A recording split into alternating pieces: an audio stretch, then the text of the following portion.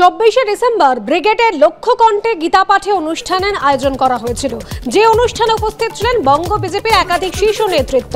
আর এবার গীতা পাঠের অনুষ্ঠান হচ্ছে দীঘাতে, এমনই জানাচ্ছেন রাজ্যের কারা প্রতিমন্ত্রী অখিল গিরি। জগন্নাথ মন্দির উদ্বোধনের দিন 10,000 কণ্ঠে গীতা পাঠের আয়োজন করা হচ্ছে। সনাতন ব্রাহ্মণ ট্রাস্টের উদ্যোগকে সমর্থন করবে তৃণমূল কংগ্রেস, জানাচ্ছেন অখিল গিরি। কি বলেছেন অখিল গিরি, শোনাবো। আমরা এর আগে চণ্ডীপাঠ করবো বলেছিলাম, কিন্তু চণ্ডীপাঠটা আমরা করতে পারলাম না, যে কোনো কারণেই হোক।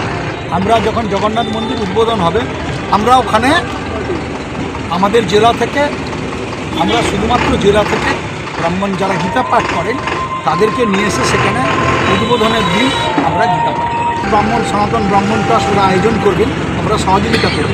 তবে 10,000 আমরা 10,000 টার্গেট করব। জগন্নাথ মন্দির উদ্বোধনের দিন চণ্ডীপাঠ তো হয় না, এখানে গীতা পাঠ।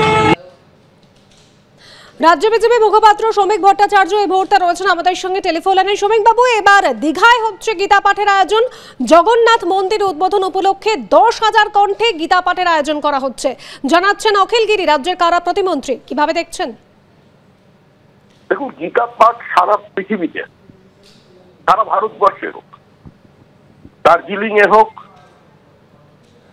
সমুদ্র তটে হোক, এটা তো আনন্দের বিষয়। কিন্তু কারা গীতা পাঠ নিয়ে বিবৃতি দিচ্ছেন?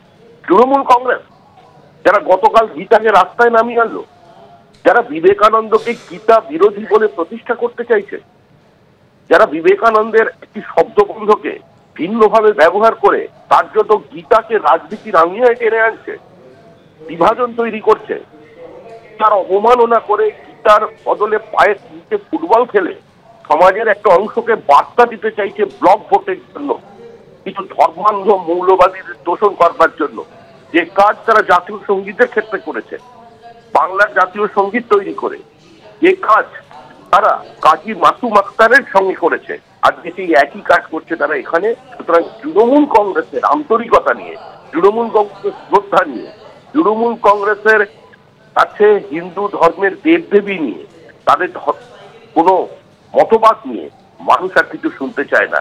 এরা রাম বিরোধী, এরা গীতা বিরোধী, এরা বৃহত্তর জনগোষ্ঠীর বিরোধী, এটা জাতীয় সঙ্গীতের পর্যন্ত বিরোধী। সুতরাং এরা কি বলছে এটা নিয়ে এই মুহূর্তে পশ্চিমবঙ্গের মানুষ আর চিন্তা করবে না। ধন্যবাদ শ্রমিক দা। আমরা এর আগে চণ্ডীপাঠ করবো বলেছিলাম, কিন্তু চণ্ডীপাঠটা আমরা করতে পারলাম না, যে কোনো কারণেই হোক।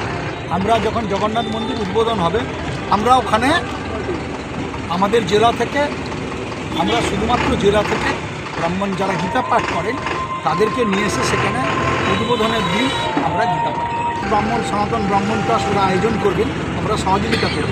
তবে 10,000 আমরা 10,000 টার্গেট করব। জগন্নাথ মন্দির উদ্বোধনের দিন চণ্ডীপাঠ তো হয় না,